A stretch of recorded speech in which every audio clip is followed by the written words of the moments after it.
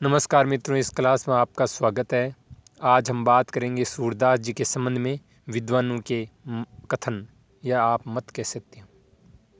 इससे पहले हमने सूरदास जी की रचनाओं की बात कर चुके हैं, उनकी क्लास ले चुके हैं। इसके अलावा इनके जीवन के संबंध में महत्वपूर्ण जानकारी भी दे चुके हैं। तो चलिए शुरू करते हैं सूरदास जी के संबंध में विद्वानों के कथन। पहला कथन देखो, रामचंद्र शुक्ल जी का है। क्या कहते हैं? श्रृंगार और वात्सल्य के क्षेत्र में जहाँ तक इनकी दृष्टि पहुँची वहाँ तक और किसी कवि की नहीं। रामचंद्र शुक्ल जी। दूसरा देखो, इसमें इस प्रकार प्रश्न आ जाएगा, एक कथन दे देंगे और 4 विद्वान दे देंगे और पूछ लेंगे कि ये कथन किसका है। अगला देखो, वात्सल्य एवं श्रृंगार के क्षेत्र में जितना अधिक उद्घाटन सूर्य ने अपनी बंद आंखों से किया उतना किसी और कवि ने नहीं। इन क्षेत्रों का कोना कोना में झांकाए। ये भी शुक्ल जी का कथन है। अगला देखो, हिंदी साहित्य में श्रृंगार रस का राजत्व यदि किसी कवि ने पूर्ण रूप से दिखाई देता है तो सूर ने या सूर में। हर कथन महत्वपूर्ण है और आपको ध्यान रखना है, शुक्ल जी के कथन बहुत ज़्यादा पूछे जाते हैं। इनको आप नोट्स बना ले या इनको बार बार याद करें तो आपको याद हो जाएंगे। सूरदास में जितनी सहृदयता और भावुकता है, प्राय उतना ही चतुरता और वाग्विदग्धता भी है। किसी बात को कहने का न जाने कितने ढंग, टेढ़े सीधे ढंग उन्हें मालूम है। ये कथन भी शुक्ल जी का है, बहुत ही शानदार कथन है। अगला भी शुक्ल जी का ये, हास प्रयास और छेड़छाड़ के साथ प्रेम व्यापार का अत्यंत स्वाभाविक आरंभ सूरदास ने दिखाया है। बहुत ही शानदार कथन है और महत्वपूर्ण कथन है। हर कथन उपयोगी है, इन्हें आप याद करिए। सूर्य जीवन उत्सव के कवि हैं, ये भी शुक्ल जी ने कहा है। 6 कथन पढ़े हैं और सभी शुक्ल जी के थे। 7वां कथन देखो, सूर्य की बड़ी भारी विशेषता है। सूर्य की क्या है? बड़ी भारी विशेषता है। नवीन प्रसंगों की उद्भावना करने वाली ऐसी प्रतिभा हम तुलसी भी नहीं पाती। यानी जितने प्रतिभाशाली नवीन प्रसंगों की विशेषता है सूरदास जी में है, वैसी तुलसीदास जी में नहीं है। ये रामचंद्र शुक्ल जी कहते हैं। अगले देखो, सूर्य की काव्य रचना इतनी प्रगल्भ और काव्यांगपूर्ण है कि आगे होने वाले कवियों की श्रृंगार और वात्सल्य की उक्तियाँ सूर्य की जुट्ठी सी मालूम होती है। जुट्ठी मतलब जो बच्ची कुची रह गई है वैसी मालूम होती है। इतना ज़्यादा सूरदास जी ने लिखा है, इतनी ज़्यादा अच्छा लिखा है कि बाकी के लिखने वालों की रचनाएं जुट्ठी सी जान पड़ती है। ये भी शुक्ल जी का और वेरी इंपॉर्टेंट कथन है। 9वां देखो, भ्रमर गीत सूर साहित्य का मुकुटमणि है। वेरी इंपॉर्टेंट, पूछ सकते हैं कि भ्रमर गीत सूर साहित्य का मुकुटमणि किसने कहा है? तो शुक्ल जी ने कहा है भ्रमर गीत सूर के साहित्य का मुकुटमणि है। यदि वात्सल्य और श्रृंगार के पदों को निकाल भी दिया जाए तो भी हिंदी साहित्य में सूर का नाम अमर रखने के लिए भ्रमर गीत ही काफ़ी है।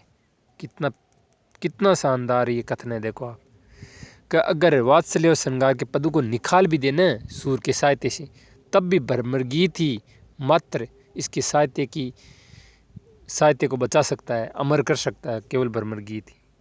तो इसको वेरी इंपॉर्टेंट मान लो। 9वां कथन। 10 देखो, सूर की रचना में संस्कृत की कोमलकांत पदावली है, अनुप्रासों की वह छटा नहीं है। मतलब सूरदास की रचना में संस्कृति, कोमलकांत पदावली और अनुप्रासों की वह छटा नहीं है जो तुलसी की रचना में दिखाई पड़ती है। ये भी वेरी इंपॉर्टेंट है कि तुलसीदास जी की रचना में संस्कृत है, उसकी कोमल पदावली ज़्यादा है, अनुप्रास भी अधिक है, वैसी सूरदास जी में नहीं है। 11वां तो वेरी इंपॉर्टेंट है, बहुत बार पूछा गया, फिर पूछा जा सकता है। 11वां देखो आप, इसको हल्के में मतलब, आचार्यों की छाप लगी हुई 8 वीणाएं कृष्ण की प्रेम लीला कीर्तन करने उठी। 8 वीणाएं श्री कृष्ण, 8 वीणाएं मतलब अष्ट साहब के 8 कवियों ने, उनकी जो 8 वीणाएं श्री कृष्ण के प्रेम लीला कीर्तन करने में उठी, वो अष्ट साहब के कवियों के संबंध में कह रहे हैं, जिनमें सबसे ऊंची सुरीली और मधुर झंकार अंधे सूरदास की वीणा की की थी। वेरी इंपॉर्टेंट, ये भी शुक्ल जी का है। 12वां कथन देखो, सूरदास जब अपने विषय का वर्णन शुरू करते हैं तो मानव अलंकार शास्त्र हाथ जोड़कर उनके पीछे दौड़ा करता है। उपमाओं की बाढ़ आ जाती है, रूपकों की वर्षा होने लगती है, संगीत प्रवाह में कवि स्वयं बह जाता है। ये हजारी प्रसाद द्विवेदी का है।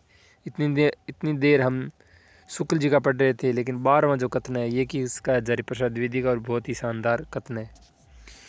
सूरदास जी के श्रृंगारी पदों की रचना बहुत कुछ विद्यापति की पद्धति पर हुई है। वेरी इंपॉर्टेंट है 13वां, ये भी रामचंद्र शुक्ल जी का कथन है। ये बीच में एक हजारी प्रसाद द्विवेदी का है। अगला देखो 14वां, जैसे रामचरित गान करने वाले भक्त कवियों में गोस्वामी तुलसीदास जी का श्रेष्ठ स्थान है, उसी प्रकार कृष्ण चरित्र गान करने वाले भक्त कवियों में महात्मा सूरदास जी का वास्तव में ये हिंदी काव्य गगन के सूर्य और चंद्र हैं। रामचंद्र शुक्ल,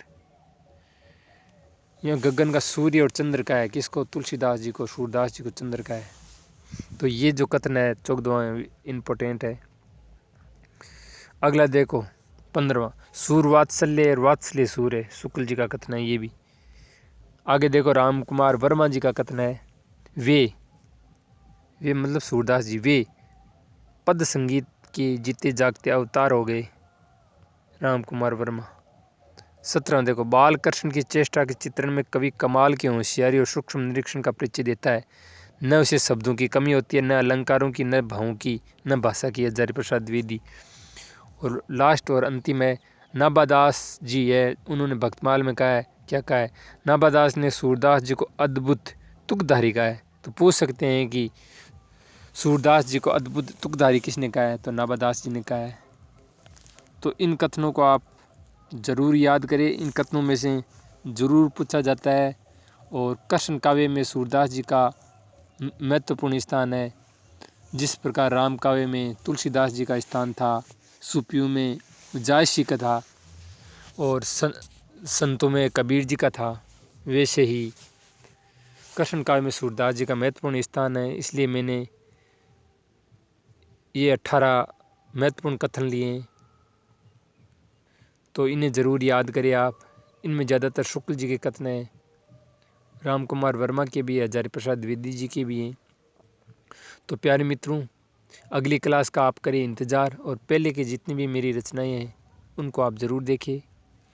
तो अगली क्लास के लिए आप इंतज़ार करिए, मेरे चैनल को सब्सक्राइब कर लीजिए ताकि नोटिफिकेशन मिल जाए।